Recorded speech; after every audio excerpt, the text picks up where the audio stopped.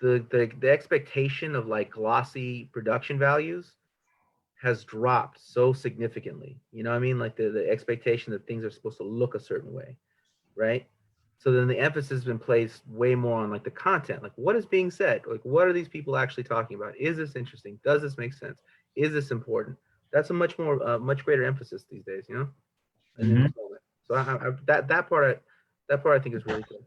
All right, so we are joined in this next hour by you know, legendary organizer, educator, um, just an incredible, you know, incredible human being here in the city of Los Angeles and beyond.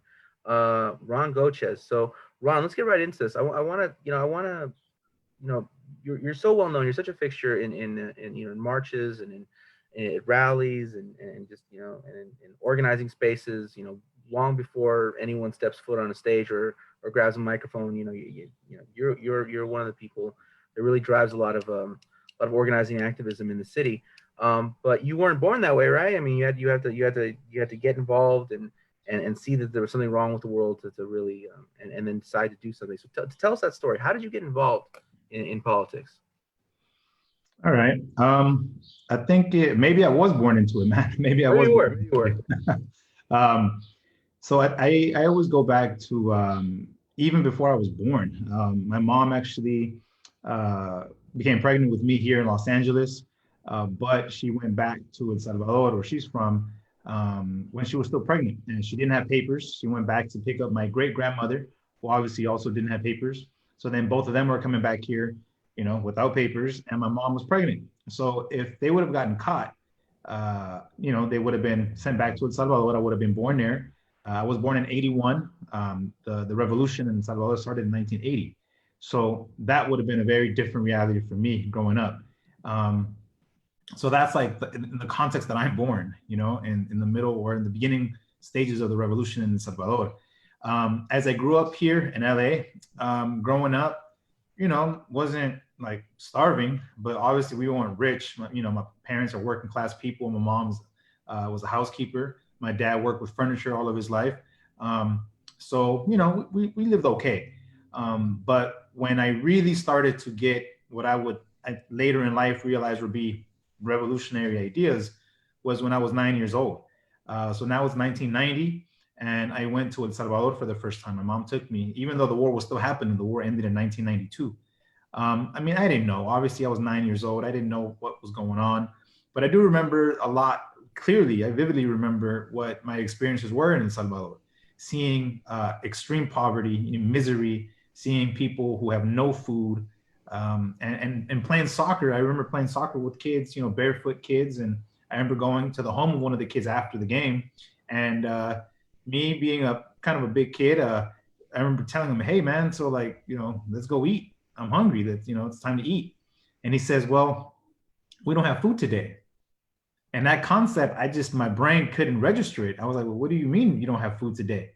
He goes, "Well, my mom's not here. She's at work, and sometimes she brings food home."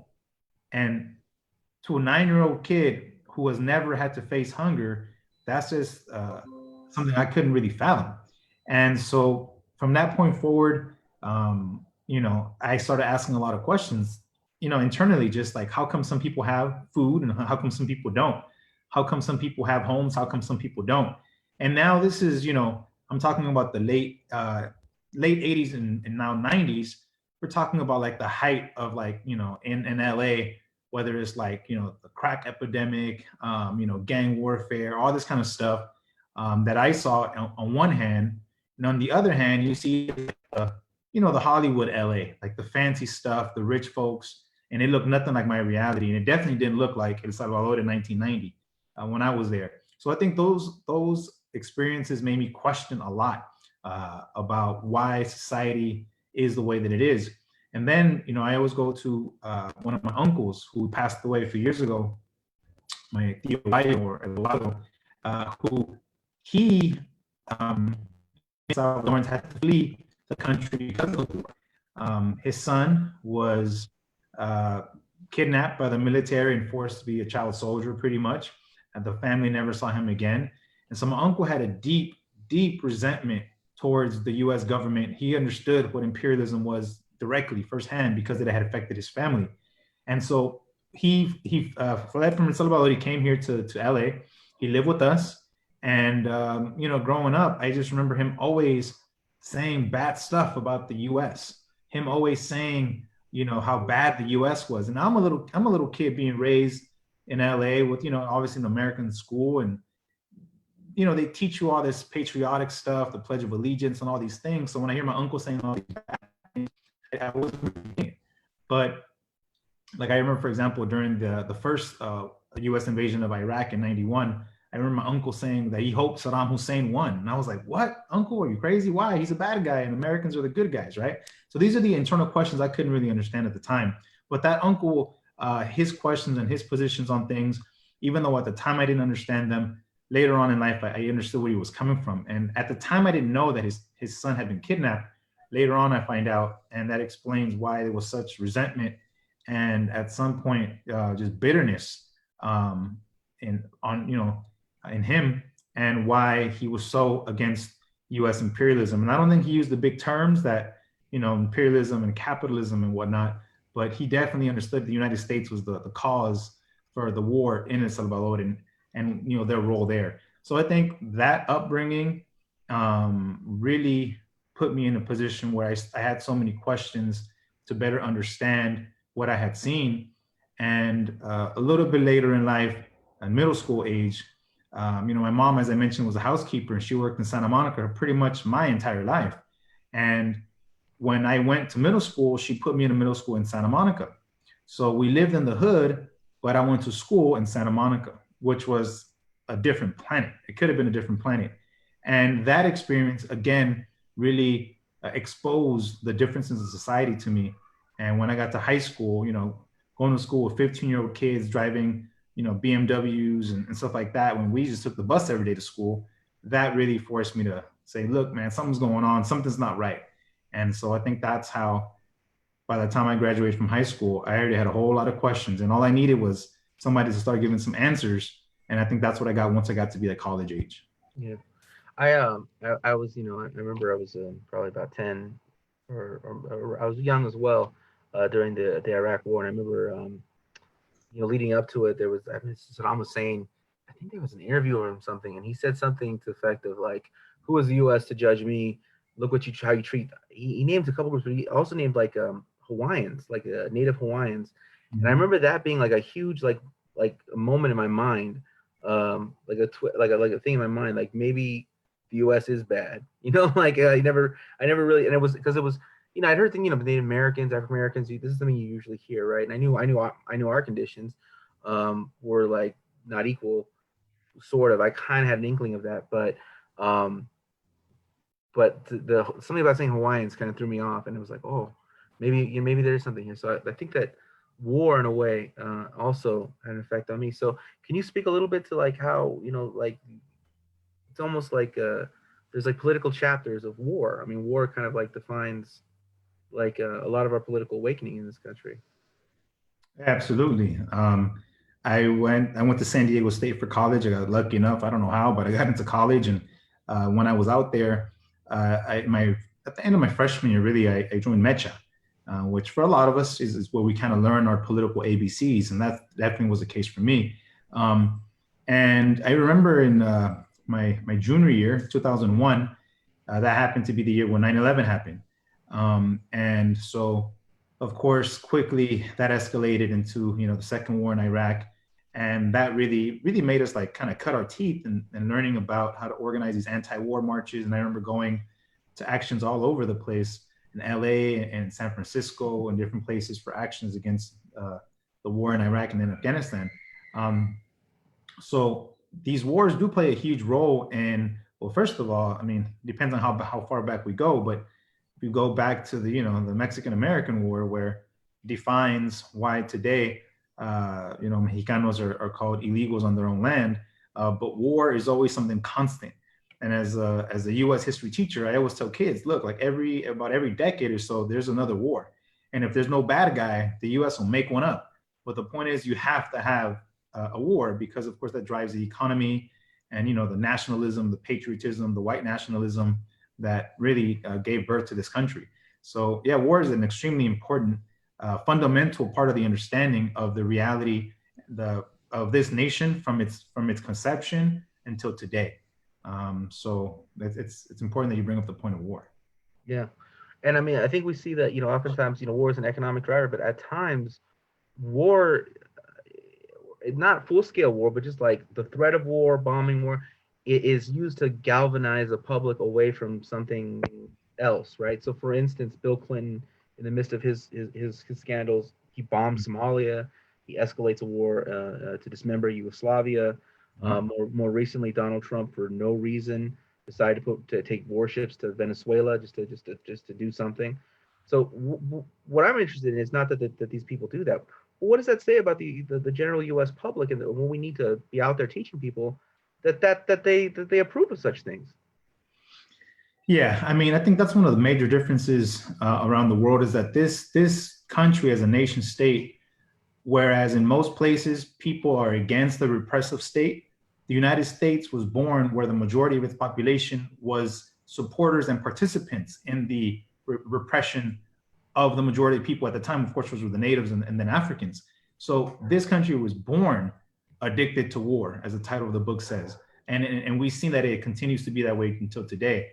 So, war, depending on how you or what you base your definition of it, we always say, we remind people that, when we go to these big anti-war marches, whether it's against the wars in Afghanistan, Iraq, etc., Syria, or so many others, yeah, of course, we call for the end of those wars because we are anti-imperialist and we believe that those wars are unjust and immoral. But we also say that if those wars ended today, the war on us continues every day. The war on working class people in this country continues every single day. So sometimes, we often have disagreements with the white left because they say stop the wars, and that's fine. But we say that if you stop the wars abroad, but everything else stayed exactly the same here at home, then the war hasn't stopped, because capitalism is war, because poverty is a crime. Poverty is genocide to our people.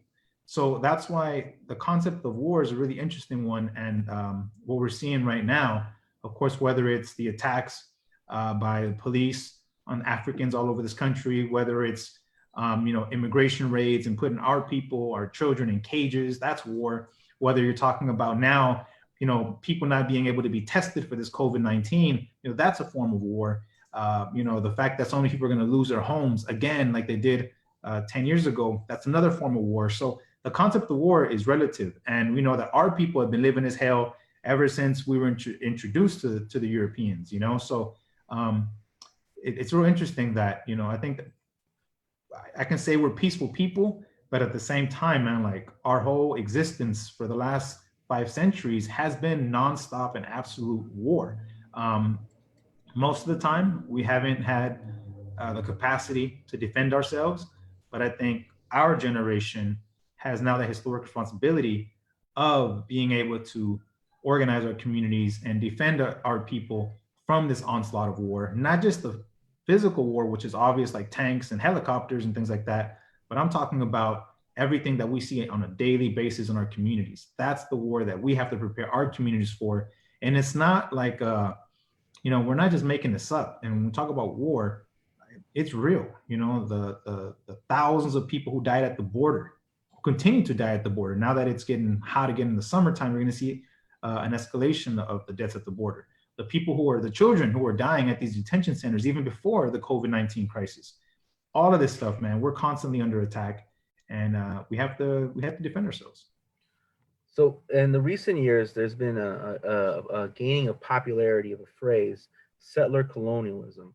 Now, this is a phrase that it's been around forever, but it's really in the last couple of years, kind of on the tips of people's tongues, right?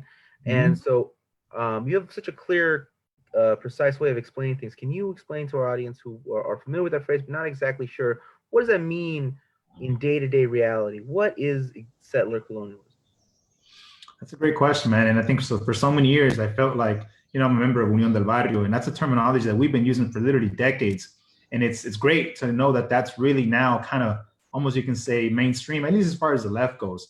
But But settler colonialism is, acknowledges the fact that as indigenous people, we have been here for thousands of years, and it says that the current nation state and those in power, the American government, is a settler colonial institution. It's a settler colonial government that's, I want to say second-class citizens, but really like the foreigners or illegals or whatnot, right?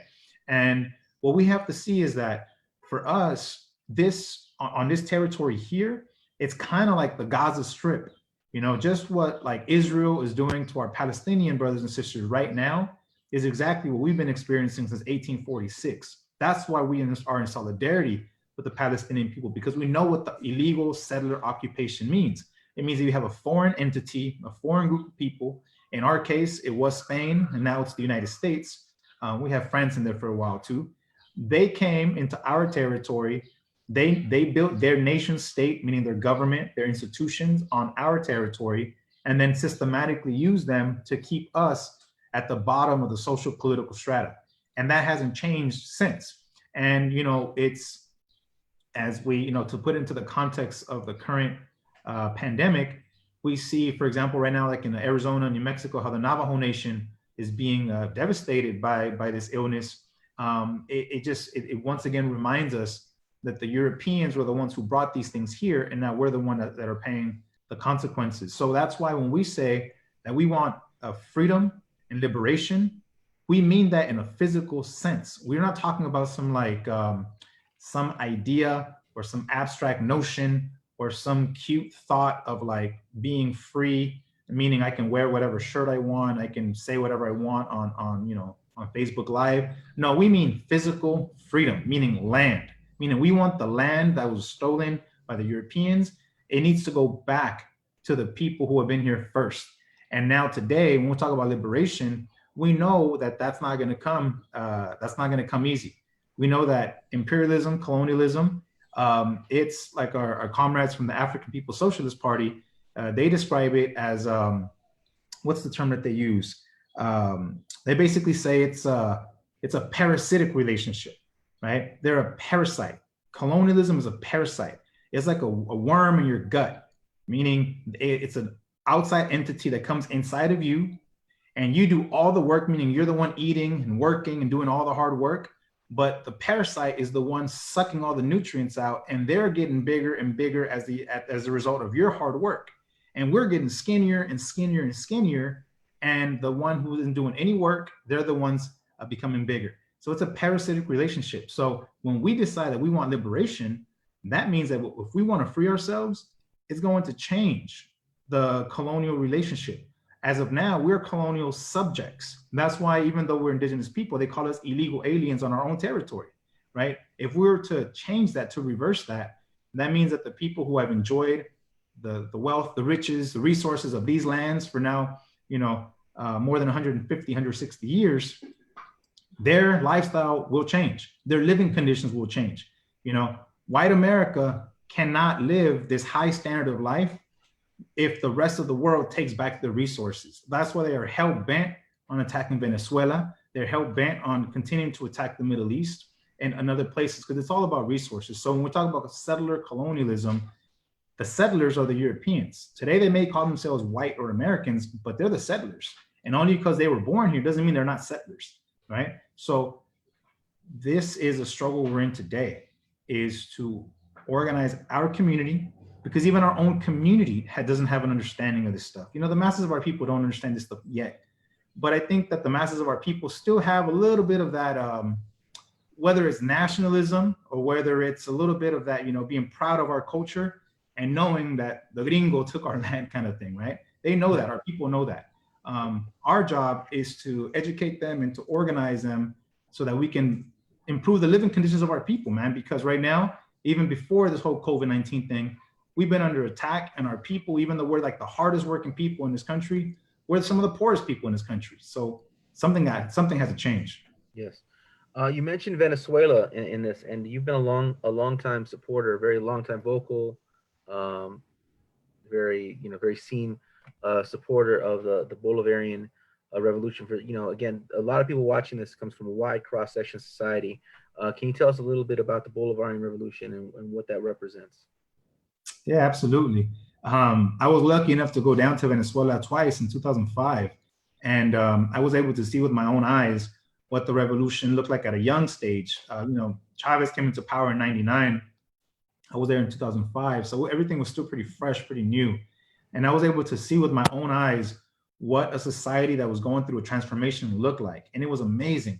It was amazing to see, Afro Venezolanos, indigenous Venezolanos, people who have for centuries been completely ignored, now all of a sudden take a leading role in the struggle for the change of their country. And the Bolivarian Revolution showed me as a teacher. I was a brand new teacher at the time. I went into classrooms that had literally 80-year-old women learning how to read next to a 10-year-old little kid in the same classroom. Those are the social missions that they called them, where they educated the masses on how to read, how to write, etc. So you had a situation with the Bolivarian Revolution where the masses of the people, the working class people in Venezuela who had never enjoyed the resources, the oil of that country, all of a sudden, when Hugo Chavez started a socialist government in Venezuela, they started using those resources that had previously only been enjoyed by the oligarchy, the small group of people who had all the power and the wealth. Now that power and wealth was being redistributed to the masses of the people.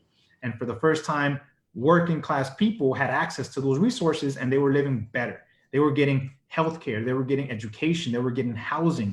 I know just recently, I think they just built the 3 millionth house in Venezuela that they've given away to working class people. So you had in Venezuela, after Cuba, another shining example of what socialism could do for our people. And because it was being very successful, because it was bringing millions of people out of extreme poverty and millions of people into participating in the democratic process and supporting their government, that was something that the United States absolutely could not handle. So therefore, they started the attacks on Venezuela. And we saw how they tried the first coup on Chavez. And until this very minute, they're still trying against Maduro. And now, of course, the United States is in a completely ridiculous position where they have to try to do anything and everything to try to get into Venezuela. Now they're saying that President Maduro is a narco. I mean, it's just really ridiculous. But what I saw when I was there and what I know now is that Venezuela, like Cuba, is a country of proud people. It's a country of people who are not going to just allow U.S. imperialism to go into their country and to take it over like they did in Iraq, for example. I know the people in Venezuela will fight tooth and nail to defend the revolution, to defend the revolutionary process, to defend democracy. And there's a reason why the U.S. hasn't gone into Venezuela. It wouldn't be as easy for them. So there's a reason why they haven't done it. And I think for us, our job here, being that we live inside the belly of the beast, is to educate our community about Venezuela and to say that, you know what, in Venezuela, for example, comparing it to Mexico, in Venezuela, when I was there, it blew my mind. The guy who picked us up from the airport, he had to go to the gas station to pump gas because he was out of gas. And I didn't know, the exchange rate or whatnot. So when he pumped gas, I asked him, hey man, how much was that? And he did the calculations in his head. He goes, about $1.60 to fill up his truck, his gas tank. And I was like, what? I was blown away because of course here you pay more than that for 1 gallon. Yeah. Now, Mexico, another oil producing nation, has their gasoline is more expensive than it is in the United States. So I said, well, how can that be? If both oil producing nations should be able to offer their gas cheap to their people, how come Mexico so different? And of course, we know that's Mexico, their government. It's a neoliberal government, and we see those differences. So Venezuela is something that we have to support. They have the support of the world. Yes, there's some countries like Spain and others that support this clown Guaido, but we know that the majority of the world understands that the president is Nicolás Maduro, and that they're going to support Venezuela. Yeah. Again, so this is being viewed by, or potentially viewed by, a wide cross section of the population. So, could you tell us a little bit into give us a little insight into the tragic comedy of Juan Guaido? Yeah. So when the U.S. cannot defeat Venezuela at the ballot box. I think the revolution has won something like 19 elections, both presidential and like congressional and that kind of stuff.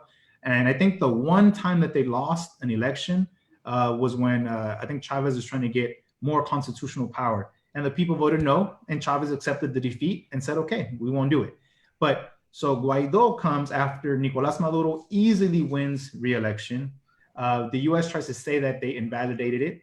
However, we should recall that US President Jimmy Carter, he himself was an observer in Venezuelan elections, and he said that Venezuela had the best elections in the world. He himself said that, okay? But he's not the president anymore.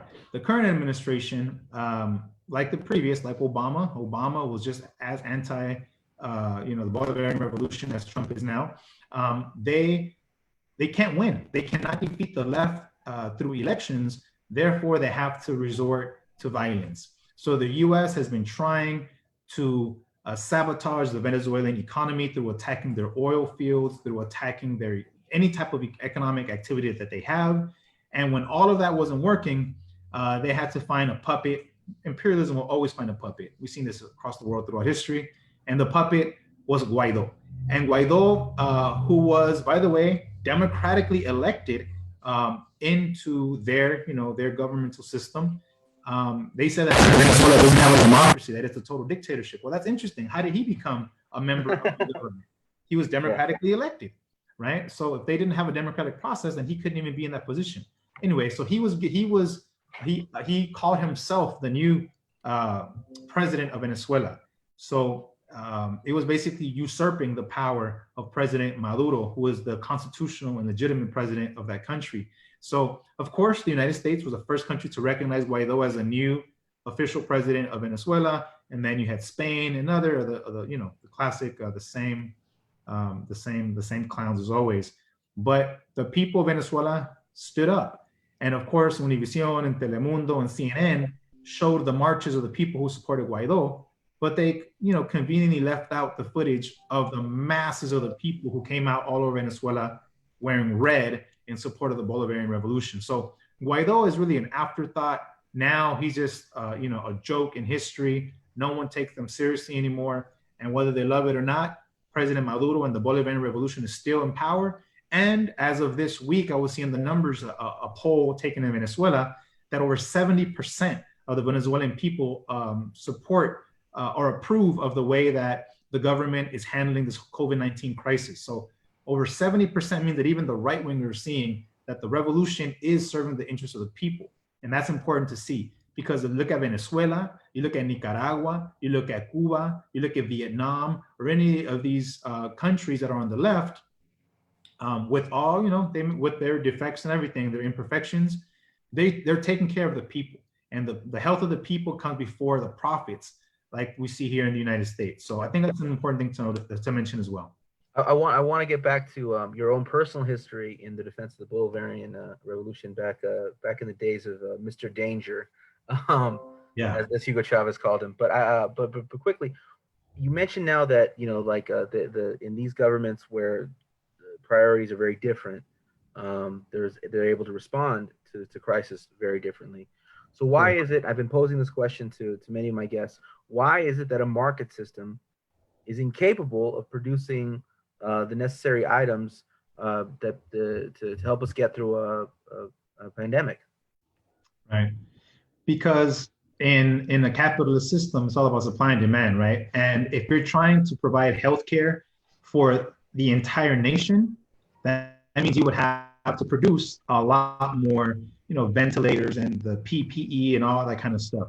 But capitalism has no interest in protecting the lives or the health of people like you and I.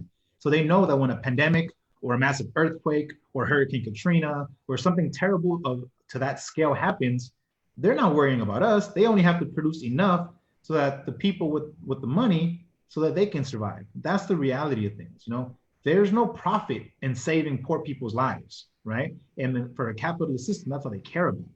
Whereas when we look at places like Cuba, for example, who have a fraction of the resources that the United States government has, when they have national emergencies like hurricanes that they deal with pretty much on a yearly basis, it's rare when you see them need more than even 10 people dying in a hurricane in Cuba, because the whole country, all of the resources of the country are put at the disposal of whatever it takes so that they save the lives of their people. And that's the difference between a socialist government and a capitalist one or a neoliberal one, like a lot of the countries in Latin America, is that most of these puppets in Latin America, they only kiss ass to the US. Even Trump, I think today, he tweeted about how the president of El Salvador has worked really well with him at the southern border, and that's why they're giving El Salvador ventilators.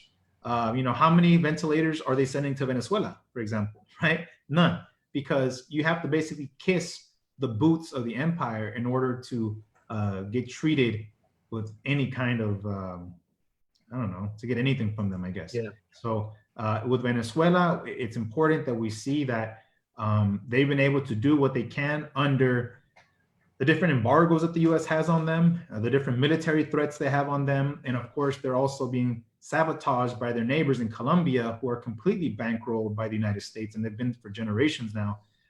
So that's why it's important, man. It's important that we see what's happening in Venezuela. It's important that for a continental movement, that Venezuela stays alive, because if they don't, what happens is what we saw in Bolivia, where in Bolivia, unfortunately, the movement there didn't have the military strength to protect their leader, Evo Morales. So you saw a coup that led to now a government that now doesn't serve the interests of the people, but it serves, once again, the interests of the rich. So we cannot allow that to happen in Venezuela. So we see in Cuba that there are more doctors per capita than anywhere in the world, and they're able to send doctors around the world. And yet we hear in the United States, and not just from the dominant culture or white people or the gringos or whoever, but from our own community, we hear things like, well, if they don't pay the doctors well, no one's going to want to be a doctor. If they don't do this, then no one's do that. Cuba, yeah, but it's a dictatorship, and yeah, I mean, I had people telling me that the Cuban government was very tricky, and just because I didn't see homeless people in Havana doesn't mean that they weren't there and they were hiding them somewhere. I mean, which is really, I mean, like, I like to think that I'm doing pretty good as a writer, but I don't think that the Cuban government was like, Matt Sedillo's coming, hide the homeless. We don't. So obviously that, and I don't think that they're like the supervillains from like Spider-Man, where they can create a grand illusion. I just can't see it. So what I'm saying is that there's a certain level of reaction, anti-communism, whatever, within our own community that we have to deal with. What can we do to better communicate these things if people are already at the point where they don't like being oppressed, they don't like being humiliated, they don't like making less money than their counterparts of different, with different backgrounds, but they don't think that the solution is somehow having revolutionary politics. Well, how do we get people past from one point A to point B? Right. I'm not sure. I don't know if it was Stephen Biko in South Africa that said that there are none more hopelessly enslaved than those who believe to be free. Right. And I think that's the case a lot of times with our people, is that, only because we eat 3 times a day, or at least 2 times a day, we think, then we're doing all right. But we've been colonized, and going back to settler colonialism, we've been colonized for now more than 500 years. So, part of colonialism is to purposely miseducate the colonial subjects so that they don't rebel against the empire. And that's the condition that the majority of our people are in today. Being that we don't know that history, we don't know that politics, we're afraid to fight for our freedom and liberation, because we believe it's just not possible. We believe that it's just, that's just the way it is. My mom told me before, she says, "Oh, mijo, pues siempre fue así. It's always been that way." Because we don't have a historical understanding that actually, no, we used to be free people, and we used to live well, and we used to enjoy our own resources on our own land.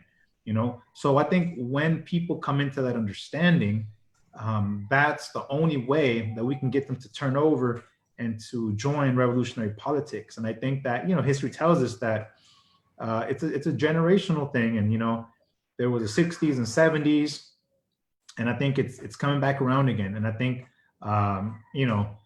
I think even sometimes, like even the most Hispanic, and of course I mean that in the most derogatory term and way, because anybody who calls themselves a Hispanic has no self-respect or doesn't know the history of that term. Even the Hispanics loathe Trump. Even they know there's something wrong with him. So I think this is a chance and an opportunity for us as people who are involved politically to continue to educate our people and to continue to organize so that we can improve the living conditions of our people and eventually, because we're nowhere near that, but eventually become free people once again. And we have every responsibility to do that because it's only sensical. That's not a radical thought. You know, if somebody steals your car, you're going to want to get your car back.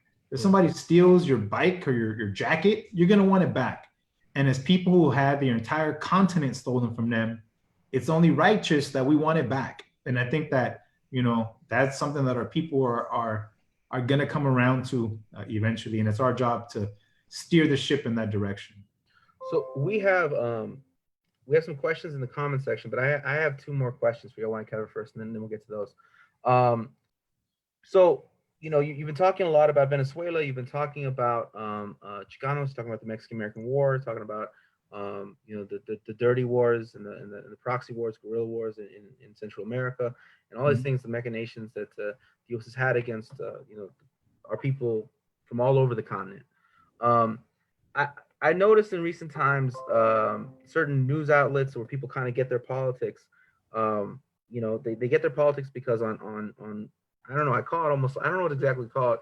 It's like kind of like the Trojan Gusano or something. The site I'm referring to mostly is Romescla, where we see that there are a lot of good things, a lot of interesting things about culture, like, oh, look at that. But then we see that they have backed Guaido, they have backed Inez, they have slandered Hugo Chavez, they have slandered Evo Morales, they have slandered Rafael Correa, they celebrated the death of Fidel Castro. But in addition to all these things, in addition to all these horrible right-wing Miami politics, President Romescla, they were also part of a really big push during the Mecha name change to highlight individuals who were calling for that. So it seems to me that they are opposed to national liberation, whether it be in Venezuela, whether it be in Cuba, whether it be in Bolivia, or whether it be in the United States Southwest with the plight of the Chicano people. Do you agree with this? I'm editorializing at this point, but I really hate them, really, very passionately. So do you agree? Yeah, I mean, look, in any movement, in any society, you're gonna have the left, you're gonna have the right, and you're gonna have the liberals. And the liberals are the ones that will sell out their mothers to be staying good with the right. And whether they want to admit it or not, I mean, these are loyal servants of the empire. Okay, if you side with the empire against revolutionary forces anywhere in the world, then you're serving the interest of white power and of the system of the empire. Now, if they have disagreements with governments on the left, that's fine. If they have disagreements with the movement, that's fine. You can articulate that, that's fine. But you don't go against them, okay? You don't side with the oppressor at any juncture. You don't do that. And I think that these liberals who, you know, it's easy for them to thump their chest and say that they're anti-Trump, but then they'll turn around and go mislead our community into voting for another imperialist or capitalist or racist or you know, predator like freaking Joe Biden, right? They won't miss a beat. They will always tell our communities to support our other oppressor, which is of course the Democratic Party. So, you know, it's, you know, the Lenin had the Mensheviks, you know, it's just part of history, man. There's always going to be those people who are going to run and say, no, we can't win no revolution. No, revolution's not possible. Well, that's what we got to tell them. You know what, man? Stay out of the way and either put in the work or shut the fuck up. Get out the way. Because people who are serious about revolution and about the struggle are going to do whatever we can. You know, for every time there was a Malcolm X, they came up with a Jesse Jackson. Okay, and there's a whole lot of Jesse Jackson types in our community that are, you know, they're quick to badmouth people like you and I. They're quick to badmouth Fidel Castro and Hugo Chavez, but they don't say anything about the other people who really are oppressing us. Like, you know, were they just as anti Barack Obama? Are they going to be just as anti Joe Biden? No, right? It's easier for them to attack us than it is to attack the real enemy of our people, which is the system, the Republicans and the Democrats. So, you know, a lot of the times I don't even want to debate with people like that, because at the end of the day, what they say in a way is kind of irrelevant. Like, they don't lead any real movement. They're not part of any organization. They're not part of a social movement. They may be part of like a Twitter movement, but that's all fine and great and all, but that's not going to liberate land. That's not going to close a detention center. That's not going to stop capitalism. So they can tweet all they want. I don't really Yeah. care. We're too busy doing real stuff and out in the communities, trying to defend our people from real physical harm, not some, retweet or post on Facebook or whatnot. I mean, we all do that. We all post stuff, but we have real work to do. See, when I see them as being a real disruptive force, and that's kind of a big part of why me and a few others we formed Telejaguar, which was really, we kind of viewed ourselves as not so much in the role of Unidad Barrio or La Raza Unida or parts that kind of almost feel like security, almost like the shut the fuck up brigade. You know what I mean? Like that was like to clear the I road like that. so that other people could actually do the organizing. Like, like you want to talk shit, you want to fight around, I got time. I especially got time right now. So that's kind of like part of like what we're thinking. But like you had you know, it's been a while, but back in the day, you had some run-ins with one cable news outlet, Fox News, which you were constantly being harangued by, and they were trying to get you fired. They're trying to get you in trouble all the time. Um, what I mean, like most of us aren't going to get interviewed by Fox News. Most people aren't going to be here, but they are going to be under the attack of the right wing. Having experienced that level of right wing attack, what are some of the lessons you drawn and the advice you can give when we out there fighting for something, fighting for a better day, end up getting attacked by the right wing? What are some of the tactics we should employ in order to not get drawn into their game and get our work done? Yeah. You remember that movie Walkout? That scene where the dad is talking to his daughter and he says, when you step into the ring, you're gonna get hit, right? And that always rang true to me. And I think that this work that we do, the movement that we participate in, and for me as a socialist, as a revolutionary, the political line that we agree to and that we are advancing, we know that that's going to come with some costs. And at the very beginning of this, I mentioned as a Salvadoreño, I have family members who died in combat in El Salvador fighting for freedom.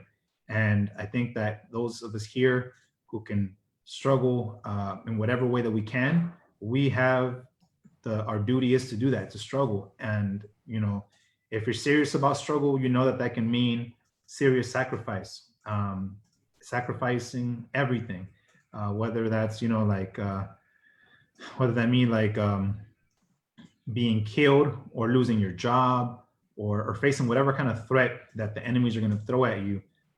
If you really are legit, if you're serious about your convictions to struggle, then you're going to face those threats and you're going to move forward anyway. And I don't mean that like in an irresponsible way or like in trying to be a martyr. Like, no, I don't want that. And I don't want that for any of my comrades.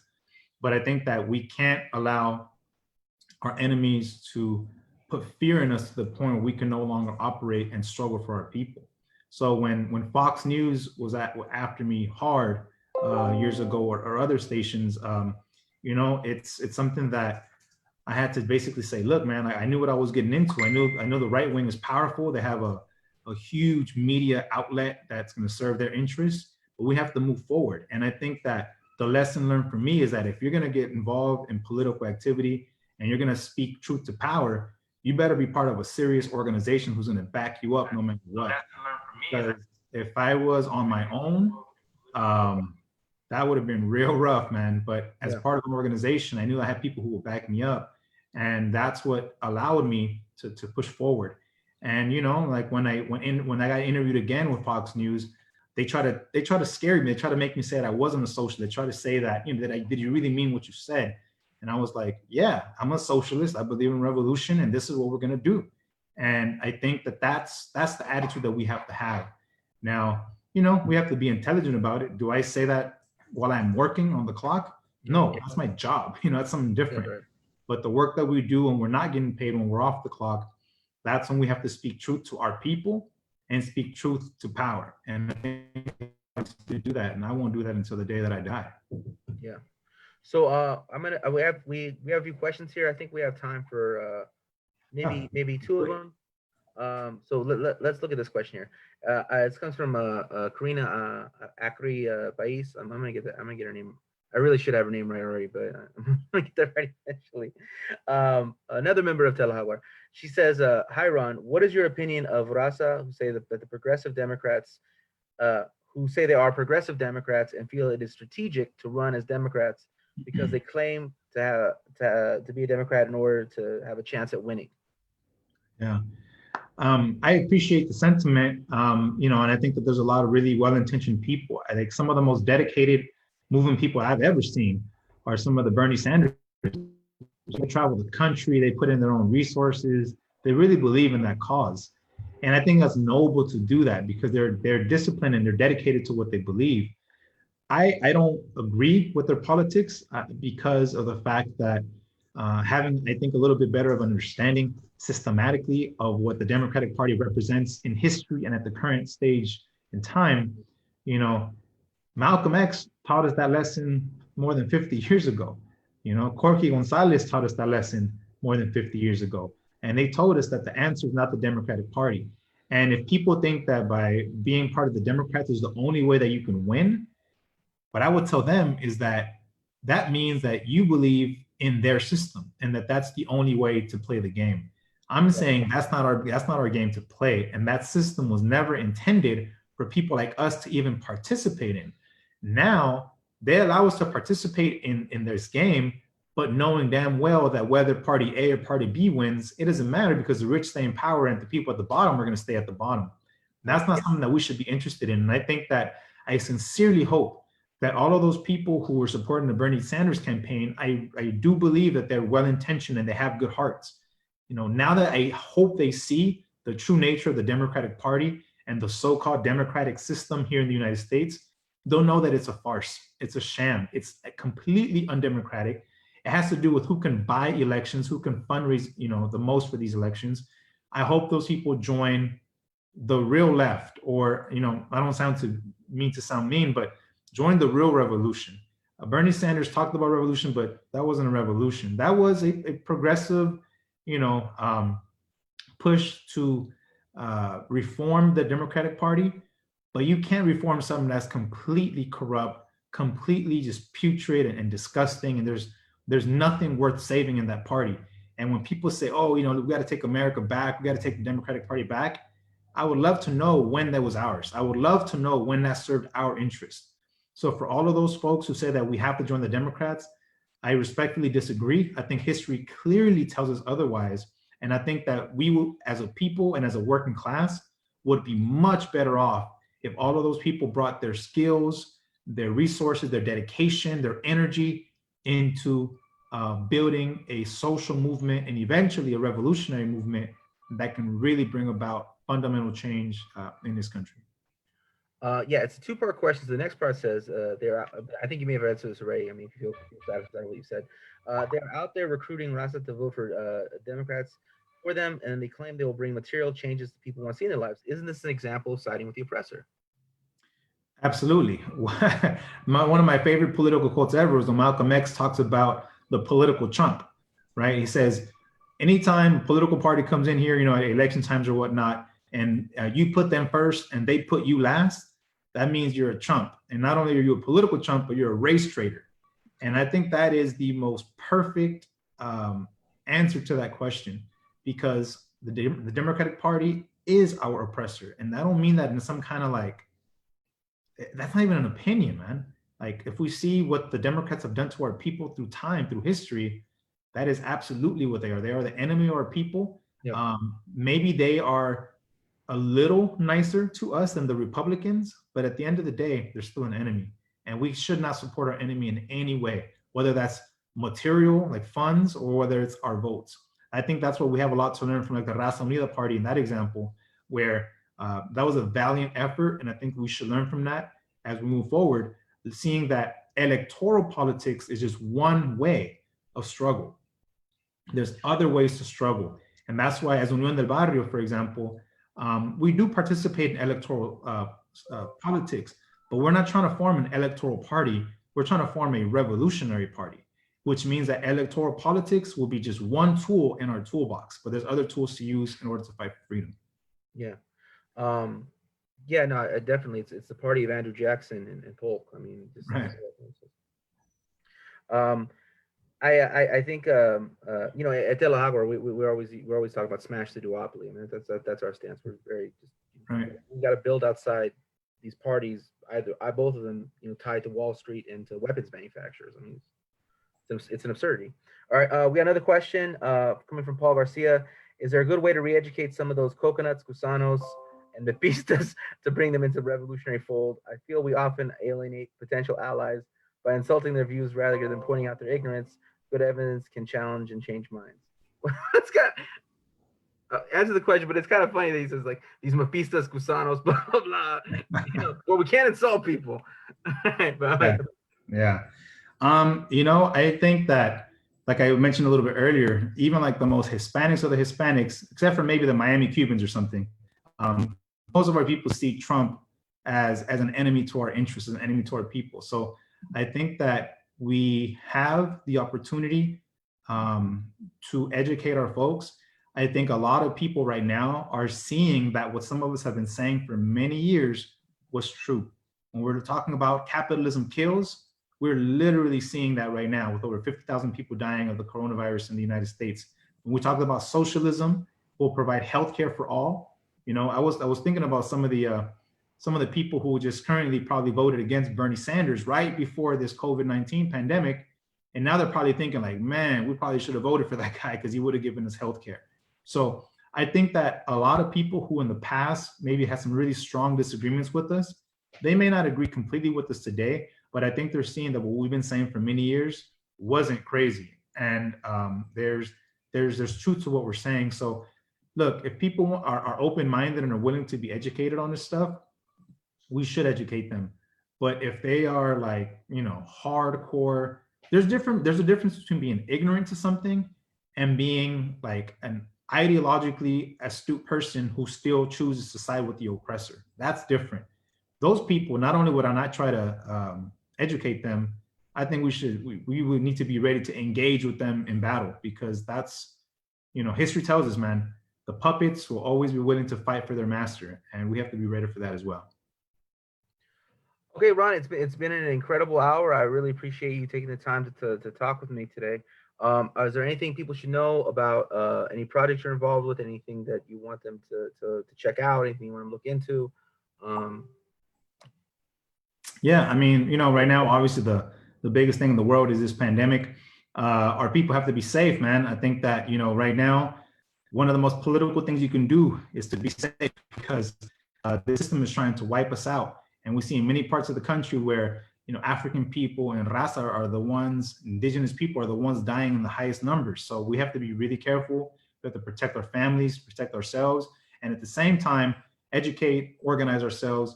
You know, I think that this time when some of us are lucky enough to be working from home, please take the time to read, to watch documentaries, to educate yourself about this stuff. You know, the Bernie revolution's over. Now it's, you know, one sexist pig against the other. It's one capitalist imperialist against the other.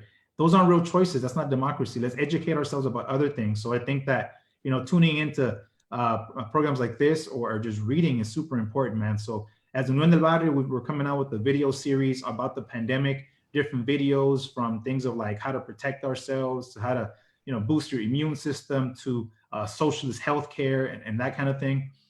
Those are things we want people to check out, because another world is possible. You know, we can't dance our way to freedom. We can't, you know, pray our way to freedom. We have to organize, and we